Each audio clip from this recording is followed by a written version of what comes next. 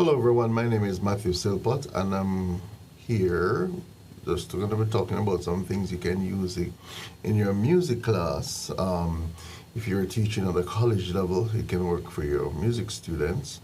If you're teaching at the lower levels, like primary or secondary, it still can be tweaked for your situation. So we're going to talk about, how we get students talking about their experiences in music and how they can share out within the classroom space. Usually, it's a tricky thing, especially for persons who don't have a background in music and maybe coming to it for the first time. It still can work for those who may be coming from a different music background or a different culture to use in this space. So I got this tool to talk about a music tree. Just like how you have those genealogy things where you're trying to find your ancestry, your background, your lineage, and all of these things. You can still use the concept within the music classroom in terms of finding out where the roots of their music is coming from. And I will share mine. So the big question is, how can you engage your students about music with their personal experiences to share it within the space? And sometimes we get stuck in, ways to get students to share, especially the learners who are today. A lot of them are digital-based millennials, but we can still talk about things within the space. So I want to share my tree. Of course, I'm Matthew, and my tree looks something like this.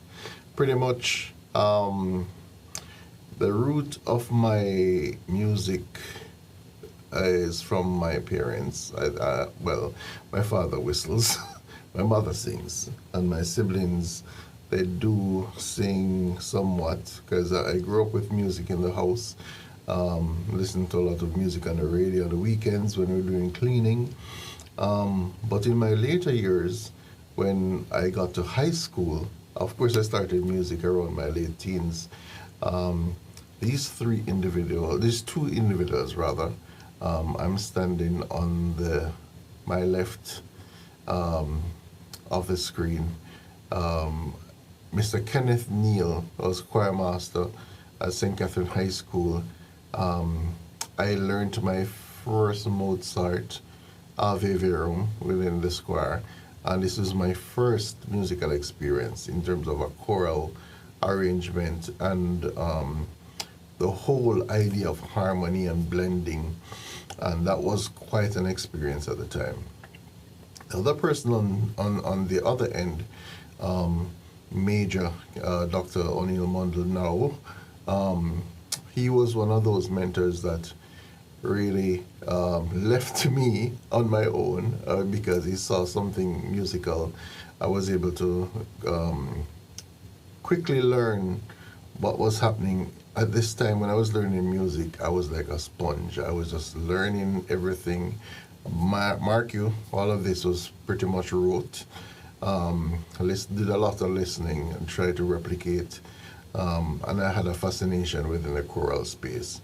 So O'Neill Mundell was there, really gave me my first platform to embark in the music world, which would have been later in terms of my pursuit in music education, was from his recommendations and encouragement.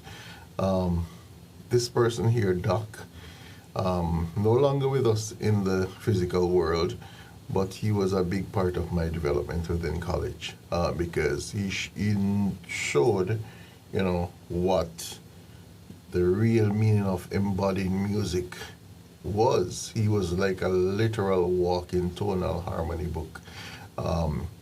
Excellent piano performance and very strong in his demeanor when he's performing on stage. But I was always so impressed with his knowledge and his outlook on music education that it was always his truth.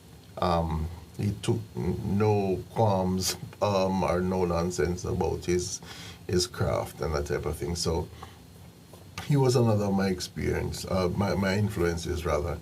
And then my daughter, who I think is the best version of myself. I try to teach her, but it's always a puss and dog situation. But I found that she's very musical and she really doing some serious things on her own at age 13, which I didn't have the opportunity of doing. So she is one of my biggest influences too in my later years as a professional. In terms of listening, I do a lot of listening when I'm driving. I collected a lot of music. I think I have about 2 terabit hard drives, and most of it is music content. So I listen a lot of Mento.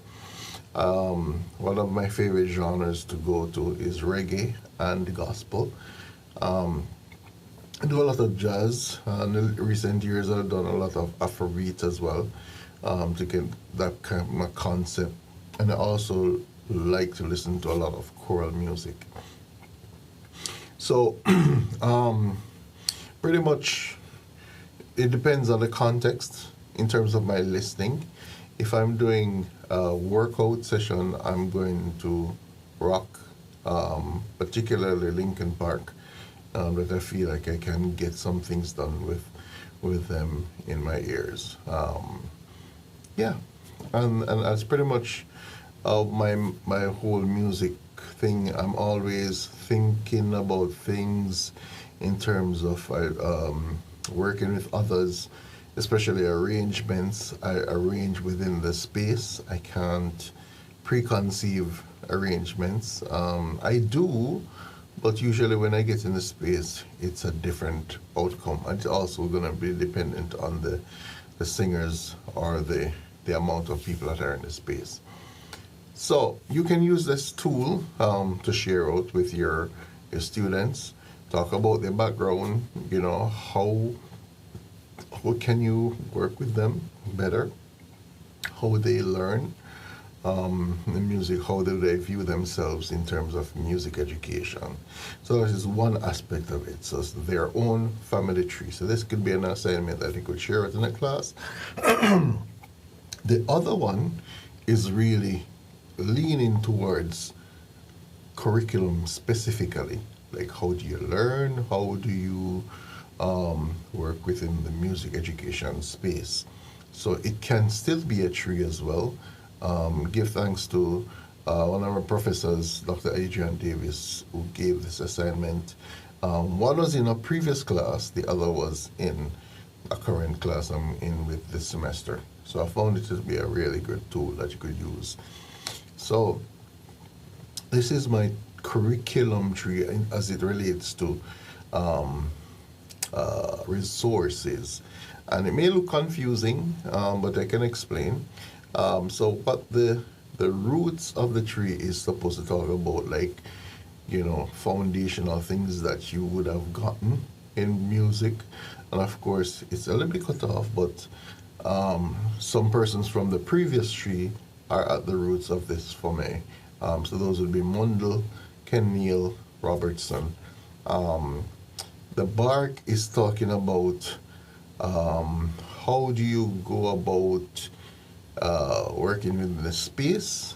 So if you know the bark or the trunk, I'm big on performance. I do a lot of teaching and learning. I do a lot of facilitation, and I do a lot of mentorship. So that would be really the body of my work. I would say more teaching than and facilitation and mentorship too than performance. I do some performance sometimes, but not all the time. But most of my work is within the teaching space.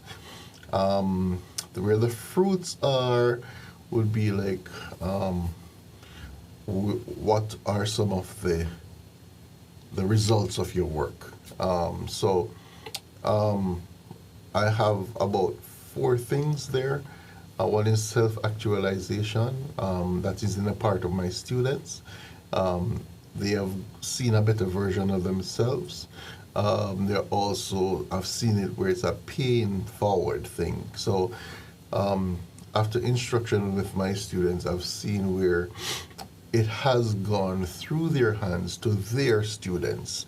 So they have helped the other generation in terms of music ed. And also I have Sponge there. I spoke about Sponge earlier, is that they really are soaking up all that I'm imparting within the space, and they're able to use it for their own context and even for their own development still. So that is there. The leaves are other aspects like things around from, what are some of the results, what are some of the big pictures and big ideas. So I have like conferences. I've gotten the opportunity to present my work at music education conferences and also been a participant there in some of them as well. I've seen music as a social agent, and music, that is really the embodiment of my my graduate work. And I'm also looking at learner-centered education, which was a big part of my previous life as an education officer, using music as a tool for content windows, also using, well, not using, but placing the learner at the center and all their needs. We do the instruction around that. So it includes differentiation, different strategies, different activities to cater to their learning styles, and also work within the diaspora. So I've done a lot of work in terms of sharing culture within the US, the UK, also within Africa. I've been there as well. So using the tools there. So this can be something that you can use. It actually does help to see where you're at. It gives you a self-evaluation of all that you've done within the music space. And, who knows, this can be a big start to some professional lives ahead of you for those you are teaching. So if this will be of good use to you, by all means use it. Use the concept, tweak it to your own if you need to be depending on your context. And yeah, that's all I got to share today. Well, good. Keep doing music. Like, share, comment if this helps. At least something that you could use, or if you've used it, tell me how it went for you and how was that experience. Until next time, see you.